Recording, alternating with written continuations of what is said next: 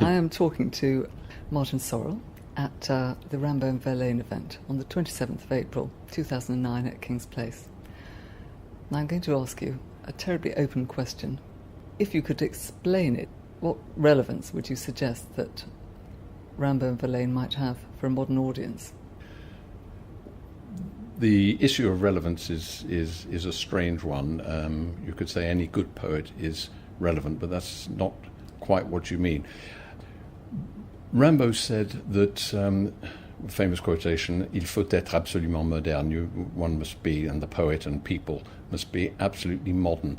And in a way, his verse and his attitude are just that. He's a poet who has pointed the way forward and been taken up as an icon of a certain kind of rebellion by all sorts of artists, notably Dylan, but I could think of plenty of others as well. So in a way, the question answers itself in that way, that leading performance artists especially, but and poets as well, have taken up Rimbaud in particular and seen him as a prophet of a new age. How that works, that's another matter. It's slightly mystical in some ways, and I'm never quite sure that the people who have taken him up and given him iconic status have realised quite what he's on about. But that's that may be just a little bit pompous of me. Verlaine is possibly a little bit more difficult to give an answer to the question that you asked then, in the sense that he is less of a visionary and a rebellious poet. He's much more orthodox in his, apparently orthodox anyway, in his the poetry, that the way he writes poetry, his attitude towards it. That said, underneath the orthodoxy is quite a lot of technical experimentation. He doesn't have the sort of visionary power, the explosive power that Rimbaud has, but he has a very acute ear, and he's very sensitive and very delicate to the nuance of French versification, which at the time that he and Rimbaud were writing, as they both said, needed shaking up, and both in their different ways did shake it up. And I think Verlaine may be more of a difficult one, in terms of your question.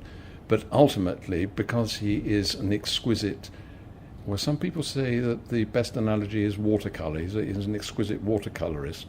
Some of his northern landscape poems, for example, are beautiful tour de force of minimalism, of delicacy, of nuance, of shades of colour, and so on. And in that way, just in that, simply on that basis, they're worth their money. They're worth their entrance fee. Now, I notice that tonight you're going to talk about Rimbaud's self-discipline. Yes. Something which I'm sure a lot of people think is manifestly absent from modern life. How did it sort of act in relation to his sort of experimentation?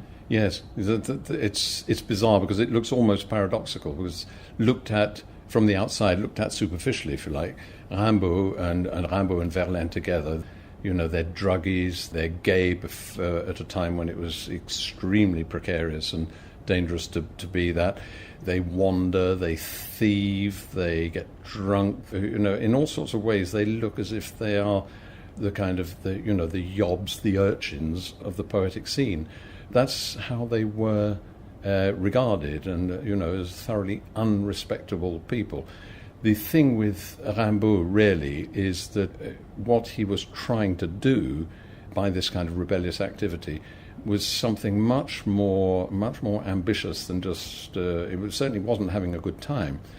He actually was self-punishing.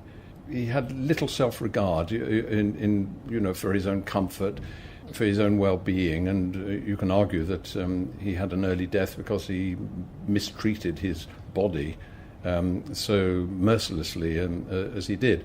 But he did this in support of this need that that the poet, as the visionary, the seer of the modern age, needs to use himself as well as the world, but himself as a laboratory experiment and to stand outside himself and give himself one hell of a hard time, physically, mentally, every way possible, in order to, as he would see it, mystically, if you like, to reach the vision and to reach absolute states.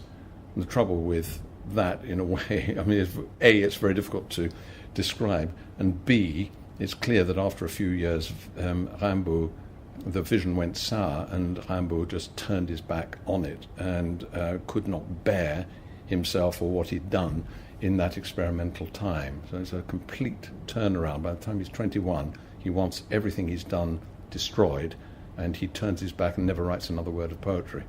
Very interesting. Thank you very much Isn't indeed. Love?